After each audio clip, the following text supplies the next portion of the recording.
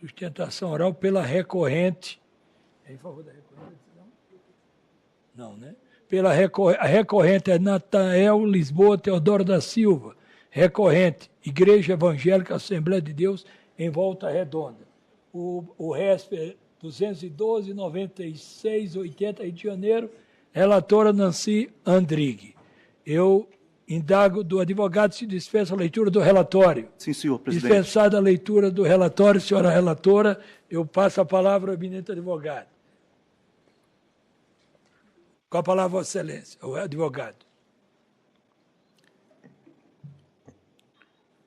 Inicialmente, quero cumprimentar ao excelentíssimo senhor Humberto Martins, presidente dessa egregia e respeitável terceira turma, excelentíssima senhora ministra Nancy Andrighi, senhores ministros Ricardo Villaboas, Marco Aurélio Belize, ministro Moura Ribeiro, senhor subprocurador, doutor Eduardo Lorenzoni, senhores servidores, nobres colegas.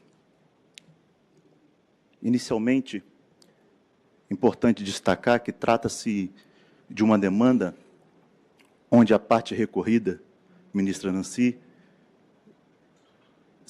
ela é filha de um pastor, e este pastor presidiu uma denominada a igreja onde eu falo pela recorrente, e com o falecimento dele, o recorrido, a parte autora, ingressa com uma demanda, uma ação de cobrança, em nome próprio, buscando a totalidade de uma suposta dívida, que são denominada côngruas, supostamente devidas em prol do de cujos.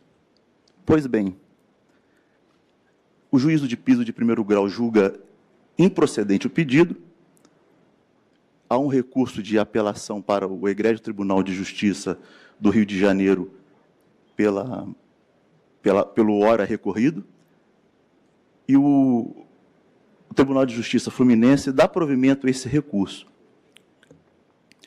Em nossas razões recursais desse recurso especial, e eu quero ser bem objetivo,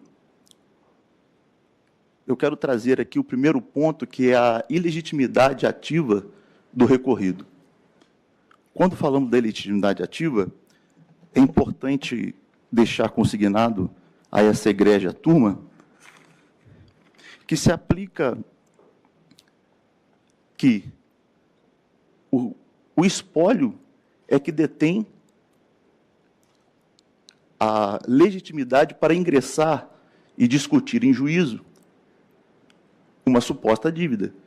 O espólio é que representa processualmente, ou melhor, exatamente dentro dos autos, e que pode buscar a totalidade.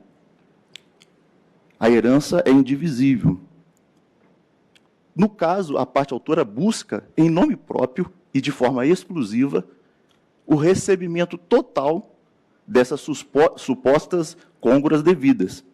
E aqui, excelentíssimo senhor ministro Marco Aurélio Belize, eu peço licença ao senhor e aos demais ministros para destacar que o recurso especial 164.567-2, onde o senhor é relator, em que o senhor, numa demanda que se discutia, salvo engano, a questão de ações ou de cotas, que o senhor destaca, no caso dos autos, a ação foi proposta com o intuito declarado de pretender para si, exclusivamente, as cotas pertencentes ao autor da herança, independente da propositura da correspondente ação de inventário ou de sua partilha.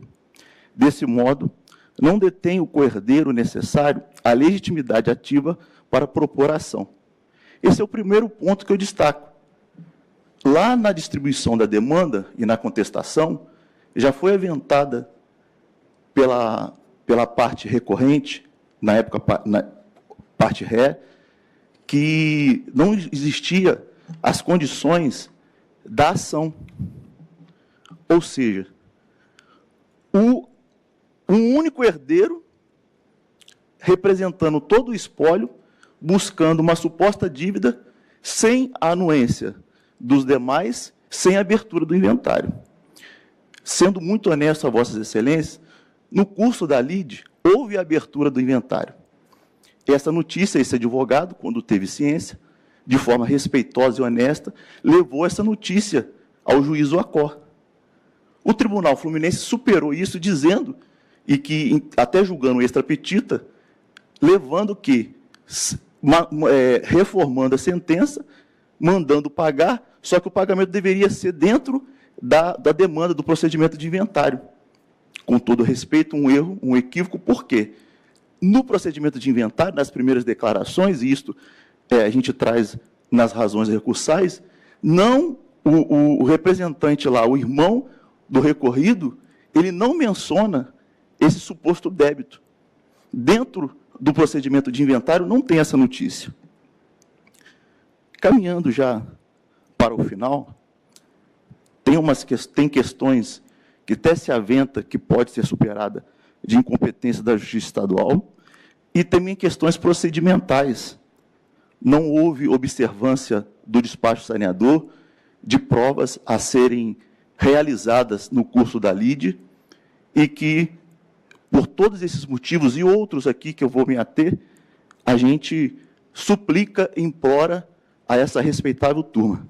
Lembrando também que o juízo Acor diz que a relação jurídica aplicável entre o de cujos, o saudoso pastor pai do ora recorrido, era uma relação estatutária. Porém, todos nós sabemos, principalmente Vossas Excelências, com o notório saber jurídico a qual esse advogado se curva, a relação entre uma instituição religiosa, um sacerdote, ela não tem vínculo, não tem uma relação trabalhista. A Lei 8.112 fala que, inclusive, a natureza da relação, o ministro, ele é contribuinte individual para previdenciário, e também esta côngrua, ela é de natureza vocacional. O ministro da confissão religiosa, quando ele se propõe a pregar o evangelho, seja de qualquer credo, evangélico, espírita, católico, ele vai ali por um chamado. Então, com todo respeito, eu peço vênias à decisão do Tribunal Fluminense e pedimos, suplicamos, imploramos aqui pelo provimento. E, por fim, registro a minha alegria de estar pela primeira vez no Tribunal da Cidadania. Desejo paz, saúde e prosperidade. E, como diz Paulo, agora, pois, permaneça a fé, a esperança e o amor. O maior desses é o amor. Obrigado. Agradeço a Vossa Excelência pela sustentação oral e devolvo a palavra à eminente relatora, ministra Nancy Andrighi. O propósito recursal é decidir se o reconhecimento de obrigação de natureza contratual de pagar verba de natureza alimentar a ministro de confissão religiosa inativo ocasiona interferência indevida do poder público no funcionamento da organização religiosa.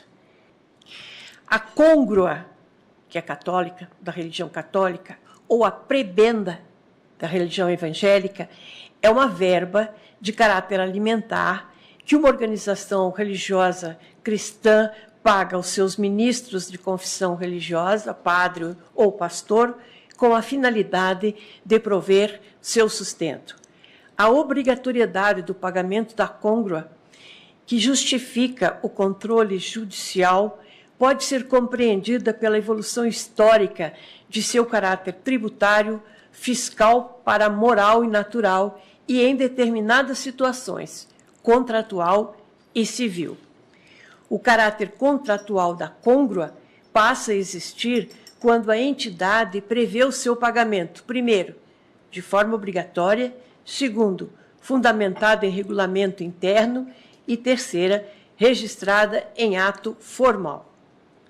A regra do artigo 44, parágrafo 2º do Código Civil, confere às organizações religiosas liberdade de funcionamento que não é absoluta, pois está sujeita a reexame pelo Judiciário da compatibilidade de seus atos com seus regulamentos internos e com a lei.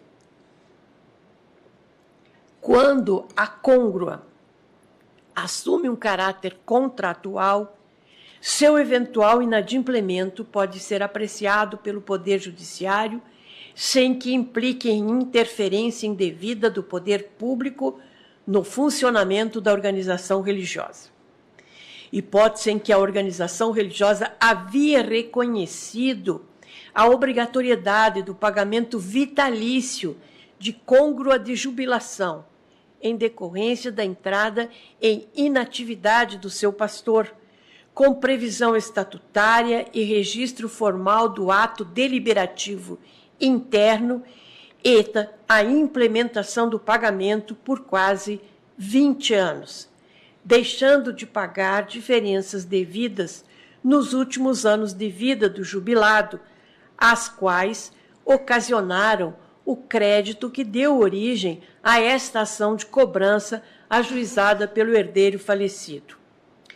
O Tribunal de Origem considerou que a verba detinha caráter contratual e que o seu inadimplemento não era razoável pelo comportamento contraditório da devedora em reconhecer a obrigação, pagar por longo tempo e negar o dever de pagamento por entender que o adimplemento era mera liberalidade, razão pela qual entendeu violados os princípios da boa-fé, da proteção da confiança nas relações contratuais. A análise pelo Tribunal de Origem de desconformidade na continuidade dos pagamentos por parte da entidade, feita com base em seus regramentos internos e com princípios de direito contratual, não configura violação da autonomia de funcionamento das organizações religiosas à luz do artigo 44, parágrafo 2º do Código Civil. E, nesses termos, senhor presidente, o recurso especial deve ser parcialmente conhecido e, nessa extensão, desprovido é como voto. Agradeço, Vossa Excelência. A eminente relatora conhece parcialmente e nega provimento ao recurso. Que merece divulgação, senhor presidente. E parabéns à ministra Nancy pela lição de História do Direito. Tive que retornar ao tempo, né, Muito Portugal e tudo para analisar a questão da tributação. Interessantíssimo voto. Muito Obrigada, parabéns. presidente. Parabenizando pelo Obrigada. voto, ministra Nancy, e será devidamente dado publicidade à sua decisão, que passa a ser também a nossa decisão. Então, a ministra Nancy nega provimento ao recurso e todos de acordo. Agradeço, eminente advogado.